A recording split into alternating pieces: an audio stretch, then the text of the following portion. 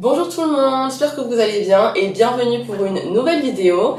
On se retrouve aujourd'hui pour une vidéo chit-chat face caméra où je réponds à toutes vos questions sur les cheveux. J'ai pas fait de FAQ pour cette vidéo, j'ai pris surtout les commentaires que j'ai reçus sur Instagram, sur TikTok. J'ai pris du coup les commentaires et les questions les plus récurrentes et du coup pour y répondre en vidéo. Ok, j'ai pris 10 questions, mais je sais pas si on va faire les 10 parce que certaines vont prendre peut-être un peu plus de temps à répondre, donc je sais pas, j'ai pas que la vidéo soit trop longue. On verra bien où ça nous mène. Question 1. Depuis quand est-ce que tu portes tes cheveux naturels? Alors ça, c'est surtout une question que les gens me demandent souvent. C'est une question cachée, on va dire, où les gens me demandent souvent, mais depuis quand est-ce que tes cheveux ils sont comme ça? Pour savoir si c'est le résultat de, je sais pas, une dizaine d'années, de 1 an ou quoi que ce soit. Et donc pour y répondre, j'ai commencé ma transition de cheveux naturels en 2020. Ouais, en 2020. Donc ça fait 3 ans. Après 3 ans, même un peu moins. 3 ans, ouais, 3 ans on va dire. J'ai vraiment commencé en 2020. Et pour vous expliquer un peu, j'ai fait une vidéo qui explique un peu toute on va dire mon aventure capillaire depuis que je suis petite jusqu'à maintenant, enfin jusqu'à mes 25 ans. Donc regardez parce que j'explique tout sur cette vidéo. Et donc j'ai commencé du coup quand je suis arrivée à Londres. Et oui, ça fait à peu près 3 ans. Ça fait 3 ans. Lorsque j'étais du coup toujours dans mes études, par exemple en master, etc., de temps à autre, je laissais mes cheveux naturels, genre bouclés, etc. Mais c'était pas du tout le même effet. Genre, si je vous mets une photo, vous pouvez voir un petit peu que c'était surtout... mes boucles avaient rien à voir avec mes cheveux maintenant. C'était vraiment des boucles très grosses, loose. Comme du coup je lissais beaucoup mes cheveux avant, enfin c'est pas beaucoup, c'est je lissais constamment mes cheveux quand j'étais plus jeune, ben, vous voyez qu'en fait mes boucles elles étaient hyper abîmées, il y avait ça n'avait aucun sens franchement, donc du coup quand je les laissais naturels, mais ça donnait pas du tout le même effet et mes cheveux étaient pas en bonne condition, en bonne santé à ce moment là. Question 2. Je fais ma transition capillaire depuis environ 1 an, mais j'ai l'impression que mes cheveux ne poussent pas. Des conseils s'il te plaît. Alors, du coup, par rapport à la transition capillaire et la pousse des cheveux. Donc, encore une fois, j'ai fait une vidéo par rapport à ça. Je crois que c'est la même vidéo d'ailleurs qui explique, ou j'en ai fait une autre. La première question que je vais te demander, c'est comment est-ce que du coup tu fais ta transition capillaire? Est-ce que tu as fait un big chop? Est-ce que tu as coupé tes cheveux? Tu coupes tes cheveux régulièrement? Est-ce que tu les coupes pas du tout? Moi, ce que je te conseille, si tu fais une transition capillaire, numéro 1, déjà commence par couper un peu, trimer tes pointes. Déjà sur toute la longueur, sur tous tes cheveux, commence déjà par ça. Et ensuite, à base de masques, constamment, masque. Moi je faisais des masques toutes les semaines. Pour commencer, je faisais une fois par semaine, ouais, une fois par semaine. Après, je faisais une fois toutes les 2 semaines. Mais ce sera à base de masque hydratant ou masque protéinant. Ce sera à base de coiffure protectrice. Donc, coiffure protectrice, ça peut être du coup des box braids, ça peut être des twists, ça peut être des cornrows. Mais une coiffure protectrice qui va faire en sorte que tu fais ton masque, tu prépares tes cheveux, tu mets la crème qui suffit, tu fais des tresses, tu laisses pas tes tresses pendant des mois et des mois. Il faut pas laisser ses cheveux dans des coiffures capillaires ou des tresses pendant trop longtemps. Donc c'est pas bon pour vos cheveux, ça va pas du tout encourager la pousse des cheveux non plus. Donc fais des tresses ou coiffures protectrices pendant peut-être on va dire 1 mois, 3 semaines, 1 mois. Enlève tes tresses. Refais un masque, lave tes cheveux, garde-les naturels pendant peut-être 1 semaine, sans forcément trop y toucher. Et ensuite tu peux refaire des tresses. Moi c'est ce que j'ai fait, j'ai on va dire enchaîné les coiffures protectrices entre du coup 1 semaine, 2 semaines de temps d'arrêt on va dire, et ça va vraiment aider. Et ensuite c'est juste une question aussi de est-ce que tu fais vraiment tout correctement, est-ce que tu utilises zéro fer à lisser, 0 fer à boucler, ça c'est important également. Et après tous les petits conseils du type comment tu démêles tes cheveux, est-ce que tu démêles tes cheveux de la racine jusqu'aux pointes ou des pointes jusqu'à la racine, parce qu'on a vu des vidéos, on voit des vidéos de gens qui même font des vidéos de conseils pour cheveux naturels et qui démêlent leurs cheveux depuis les racines jusqu'aux pointes, et je me dis mais c'est quel genre de conseil ça? Bref, donc en fait il y a vraiment plein de petits trucs à voir, et dans ta routine essaie de te dire ok, ça c'est ce que je fais qui fonctionne bien pour moi, ça c'est ce que je fais, je suis pas sûre que ça fonctionne, et essaie de te renseigner un peu, voir des vidéos de ce que les gens, des vraies vidéos, des vidéos de gens qui s'y connaissent et qui te donneront des bons conseils en termes de quel produit utiliser, en termes de comment laver tes cheveux, quel masque utiliser, si c'est plus protéinant, plus hydratant. Et tu verras qu'au bout d'un certain temps, tu verras un résultat. Moi, je sais que j'ai vu que mes cheveux commençaient vraiment à pousser au bout de peut-être 7 mois, 8 mois.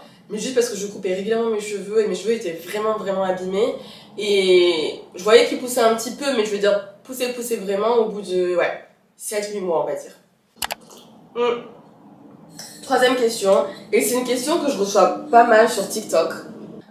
Et je me reconnais grave dans ça. Là où j'habite, je suis la seule à avoir ce type de cheveux et quand je les laisse lâcher, je vois là les commentaires et regards. Comment tu fais pour te sentir à l'aise avec ton afro dans la vie de tous les jours? Alors cette question, je sais que c'est une question que c'est aussi un point qui fait qu'il y a pas mal de personnes qui veulent laisser leur cheveux naturels mais qui ont du mal ou qui sont un petit peu réticents parce que là où ils habitent, il n'y a pas beaucoup de personnes qui laissent leurs cheveux afro, leurs cheveux bouclés, leurs cheveux crépus, etc. Ou bien quand ils le font, ils voient vraiment qu'il y a les gens les regardent, posent des questions, je peux toucher tes cheveux, etc.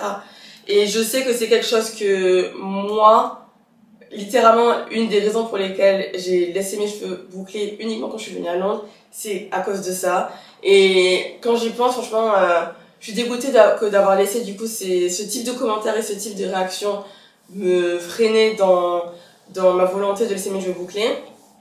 Mais là où j'habite, en gros, avant de répondre à ta question, pour remettre un peu dans le contexte, là où j'habite, du coup, c'était un quartier où il y avait vraiment...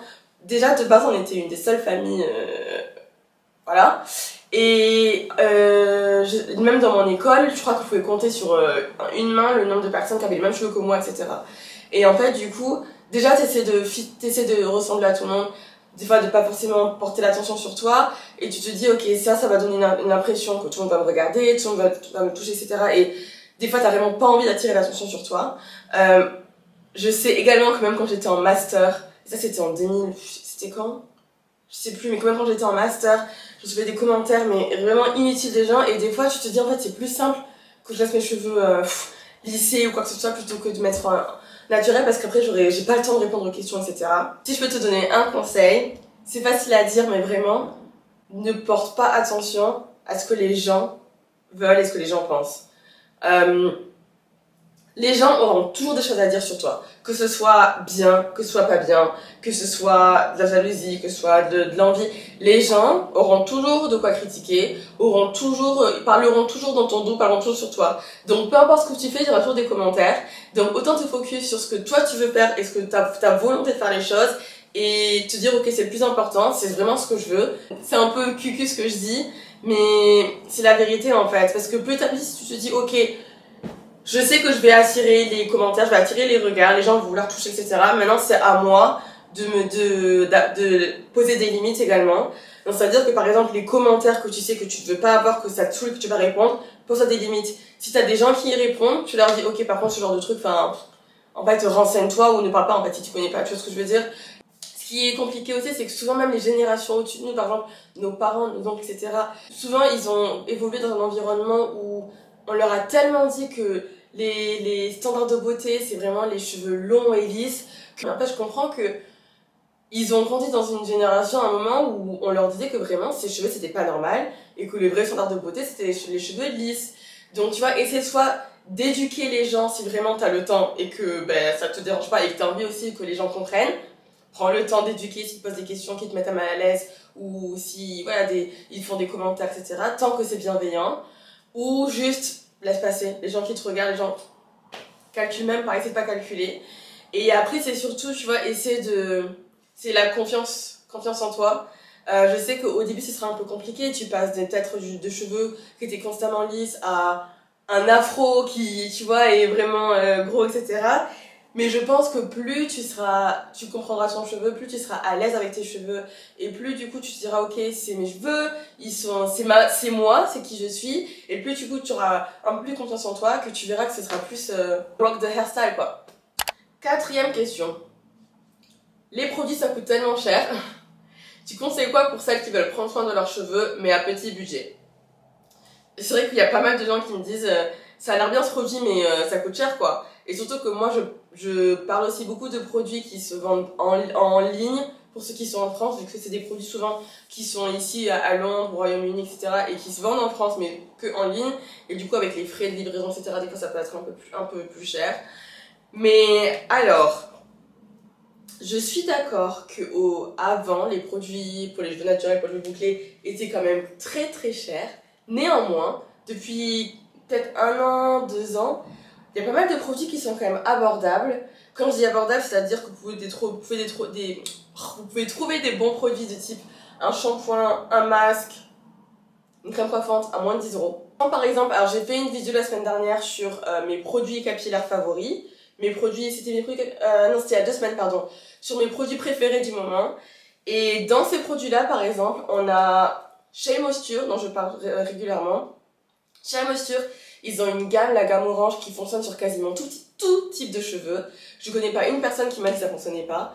Et ils ont des produits qui vont de 8 ou 9 € à 15 €. Et honnêtement, ça dure longtemps. Ils fonctionnent vraiment. Donc, en soi, essaie de te renseigner et essaie de commencer par les produits qui sont des classiques sûrs que tu peux trouver facilement. Des fois, ils font des offres. Chez Moisture, des fois, ils font des offres où tu dépenses 30 € ou 40 € je crois, et tu as 25% de discount. Sur les sites, par exemple, moi, je te conseillerais d'aller voir sur Look Fantastic. Et sinon, ce que tu peux faire, c'est faire tes produits du coup à la maison toi-même. Je sais qu'il y a pas mal de gens qui vont sur Aromazone et qui font leurs produits faits maison, soins faits maison. Par exemple, je mets la page de Leila Salomé, qui est hyper gentille, et elle, je sais qu'elle fait ses produits capillaires maison. Je pense que je vais répondre qu'à une dernière question parce que du coup, je voulais pas que la vidéo soit trop longue. Mes cheveux sont naturels depuis 2 ans et demi, j'ai envie de les lisser mais j'ai peur de les abîmer. Une solution.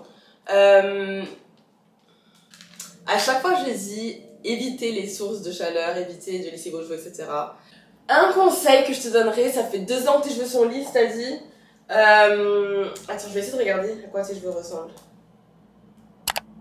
Est-ce que t'es vraiment obligé de lisser tes cheveux? Est-ce que tu veux lisser tes cheveux parce que tu veux voir comment ils ont poussé? Est-ce que tu veux lisser tes cheveux parce que tu veux avoir un nouveau hairstyle avec des cheveux lisses?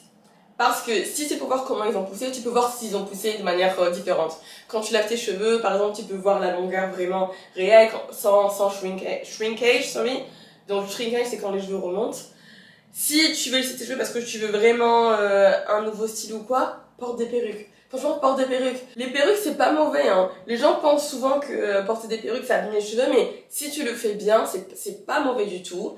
Et tu peux porter des perruques qui te donneront un nouveau style avec des cheveux longs, etc.